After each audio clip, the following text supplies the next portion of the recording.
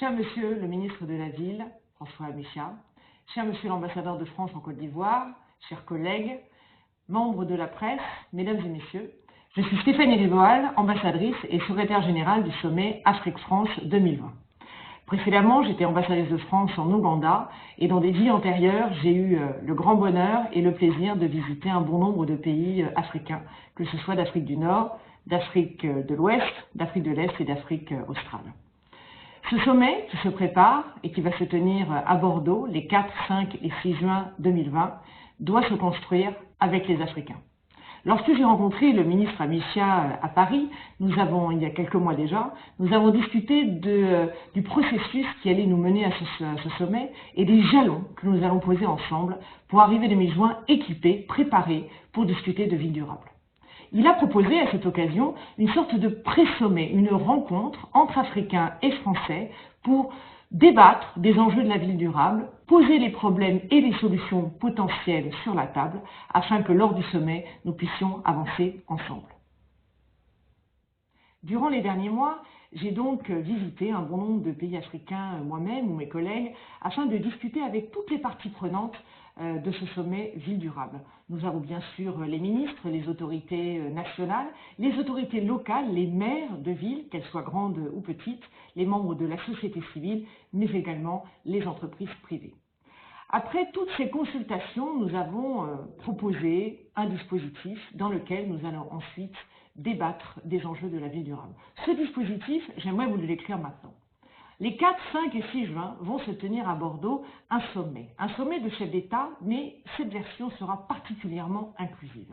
Nous voulons accueillir en France un grand nombre d'Africains qui sont les acteurs et également les bénéficiaires des thématiques et des solutions ville durable. Je veux parler bien sûr des maires, des ministres, des membres de la société civile, des associations de femmes, de jeunes ou de quartiers, les entreprises, qu'elles soient grandes ou petites, françaises et africaines. Pour accueillir ce grand nombre de participants, nous allons investir le hall 1 du parc des expositions de Bordeaux. C'est un grand hall de 50 000 m² que nous allons appeler la Cité des Solutions.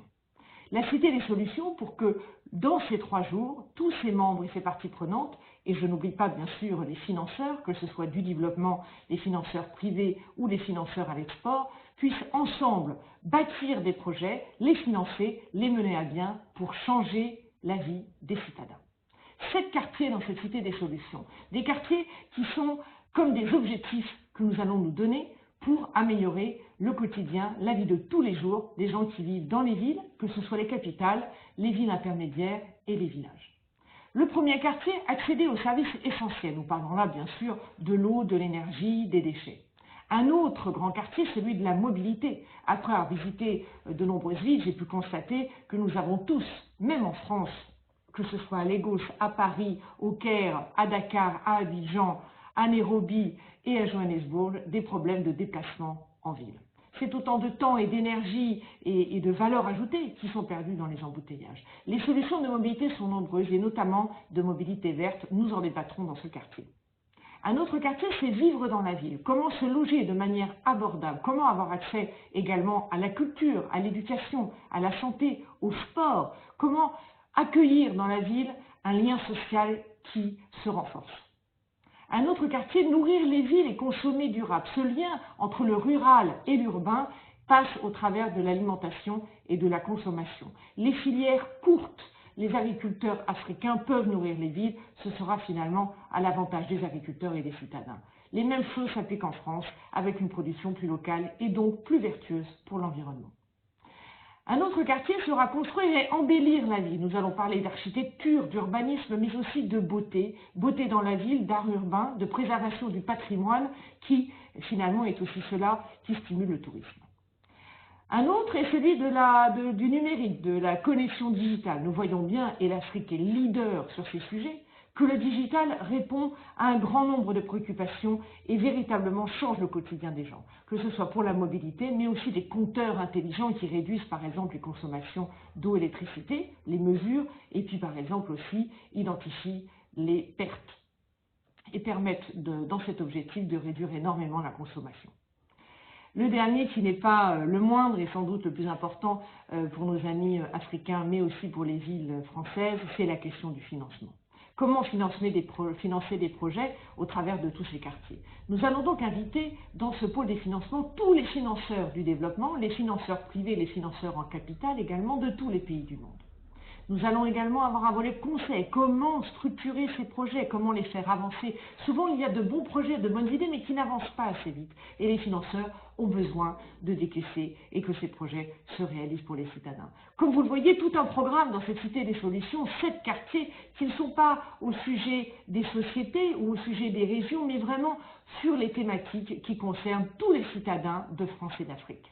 3 jours pour bâtir ces projets ensemble. Le jeudi, les visiteurs professionnels se verront avec un forum des maires que nous allons avoir ce premier jour. Le deuxième, les chefs d'État seront présents et nous espérons qu'ils visitent ces nombreux quartiers et tiennent de nombreux rendez-vous. Dès le vendredi soir, nous allons avoir un moment sportif que j'espère extrêmement convivial. Le sport est quelque chose d'important pour la ville et pour les jeunes notamment, et c'est aussi ce qui crée des liens humains entre les nations. Le samedi se tiendra toujours au même endroit une séance plénière extrêmement inclusive avec des milliers de personnes, pendant lesquelles nous allons voir quels projets sont construits avec peut-être une part française, mais aussi des projets faits par les Africains, pour les Africains, dans le cadre de ce grand marché de libre-échange que les Africains sont en train de bâtir. Nous allons également regarder vers le futur et voir quels sont les projets concrets qui peuvent être menés à bien pendant le sommet et ensuite pour véritablement changer la vie des gens. Comme vous le voyez, c'est un dispositif qui est extrêmement large, qui est extrêmement inclusif, mais il ne peut pas se préparer sans l'apport des Africains. C'est dans cet esprit que les rencontres d'Abidjan est un dispositif très important pour le sommet. Ces rencontres vont être l'occasion de réfléchir avant le sommet aux enjeux de la ville durable, aux solutions proposées par les Africains et peut-être la contribution que la France peut avoir à ces projets. Ces rencontres, je vais y participer avec grand plaisir. Je m'attends à énormément de débats, d'idées, mais aussi de propositions concrètes pour construire ce sommet de manière encore plus efficace et encore plus productive. Je viendrai donc à Abidjan pour la première fois et je suis vraiment ravie de vous y voir à cette occasion. C'est l'un des jalons qui nous amènera à être ensemble pendant 3 jours, les 4, 5 et 6 juin à Bordeaux, pour ce grand sommet Afrique-France qui porte le thème des villes durables. Je vous remercie de votre attention.